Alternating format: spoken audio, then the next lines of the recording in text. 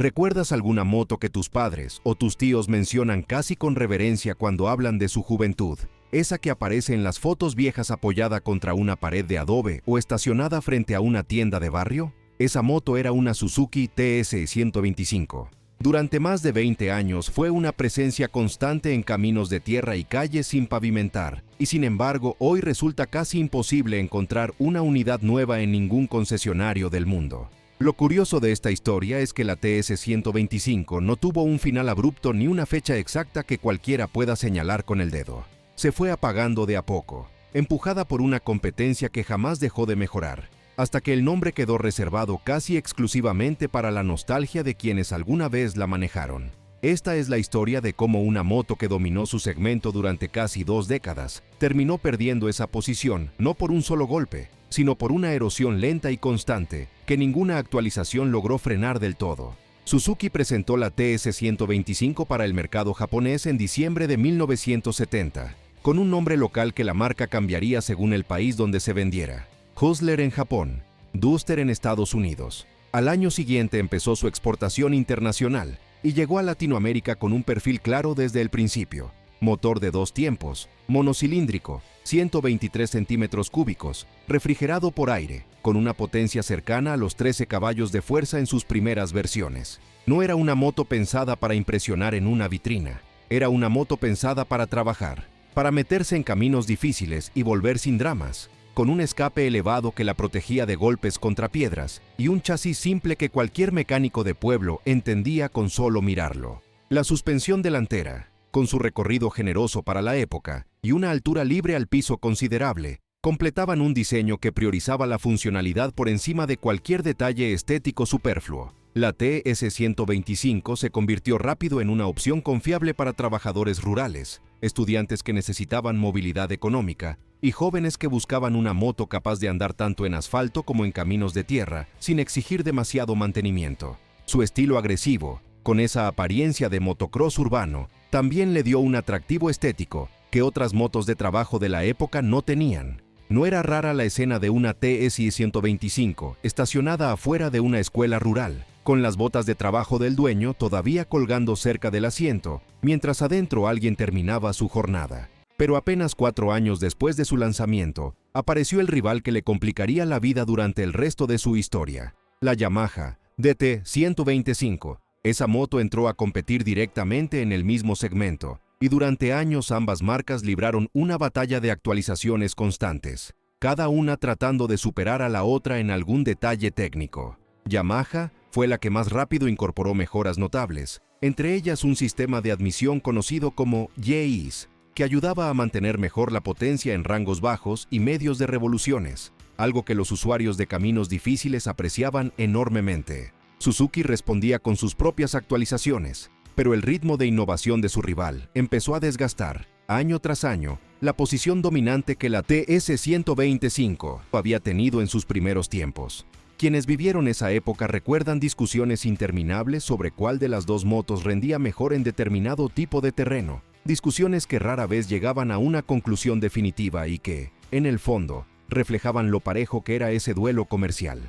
A eso se sumó, con el correr de la década de los 80, la entrada de un tercer competidor, la Kawasaki KMX-125, otra moto pensada específicamente para pelear en ese mismo terreno. Lo que había sido, en los años 70, una competencia relativamente tranquila entre dos marcas, se convirtió en una pelea de 3 bandas, donde cada fabricante intentaba diferenciarse con mejoras técnicas, mejor refrigeración, mejor manejo de la potencia, cajas de cambios más versátiles. Suzuki respondió a esa presión con una actualización importante en 1989, cuando presentó la TS-125R, una versión renovada que incorporaba refrigeración líquida en lugar del sistema por aire de las versiones originales, además de una caja de cambios opcional de 6 velocidades y ajustes en la entrega de potencia, pensados para mejorar el manejo térmico del motor.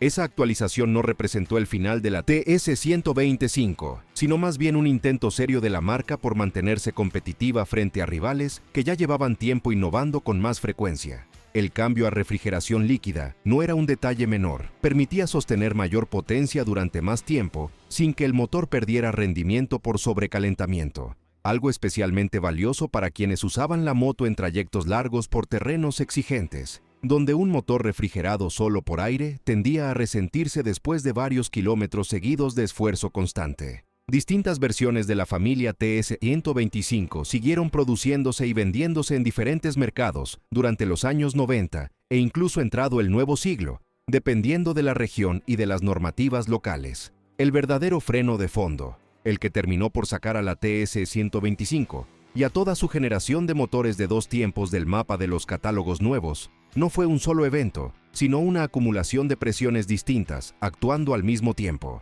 Por un lado, las normas de emisión para vehículos motorizados se fueron endureciendo en todo el mundo a partir de finales de los años 70 y con más fuerza durante los 90, un proceso que afectó por igual a la TE-125, a la DT-125 y a la KMX-125, porque las tres compartían la misma tecnología de fondo, motores de dos tiempos que quemaban aceite junto con el combustible y expulsaban una cantidad de partículas contaminantes que los estándares nuevos ya no toleraban. Ninguna de las tres marcas podía esquivar esa realidad, simplemente compitiendo mejor entre sí. La exigencia venía de un nivel completamente distinto, ajeno a cualquier estrategia comercial. Por otro lado, la industria completa empezó a migrar hacia motores de cuatro tiempos, más limpios y más eficientes en consumo, dejando a toda esa generación de motos de dos tiempos, sin importar la marca, en un terreno cada vez más reducido. No hubo un villano único responsable de la desaparición de la TS-125. Hubo una combinación de rivalidad comercial sostenida durante casi 20 años, que fue desgastando su posición de mercado poco a poco, y una transformación regulatoria y tecnológica más amplia que terminó afectando a toda una categoría de motores, no solo a este modelo en particular.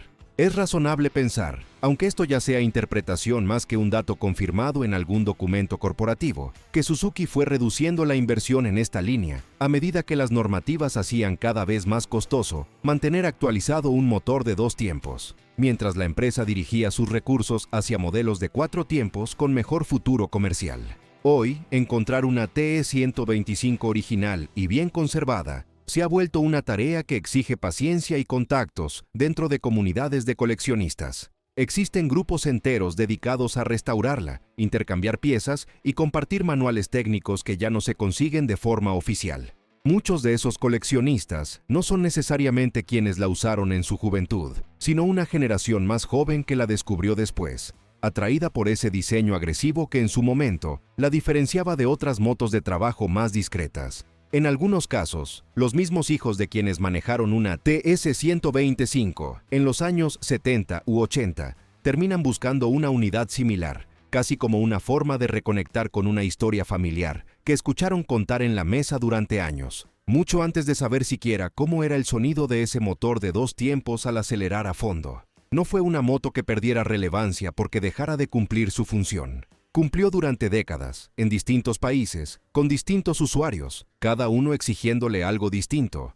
trabajo, movilidad económica o simplemente el placer de manejar algo con carácter. Lo que la fue apagando fue el mismo proceso que afectó a toda su generación de motos. Una industria que avanzó hacia otra tecnología, unas regulaciones que se volvieron cada vez más estrictas y una competencia que nunca dejó de innovar mientras ella intentaba, con actualizaciones puntuales como la de 1989, mantenerse a la altura de un juego que, con el paso de los años, terminó jugándose con otras reglas completamente distintas a las que existían cuando ella salió por primera vez de una fábrica, en Japón, en un diciembre de 1970, que muy pocos, en ese momento, imaginaban que daría inicio a una historia de casi 40 años de presencia constante en las calles y caminos de medio continente.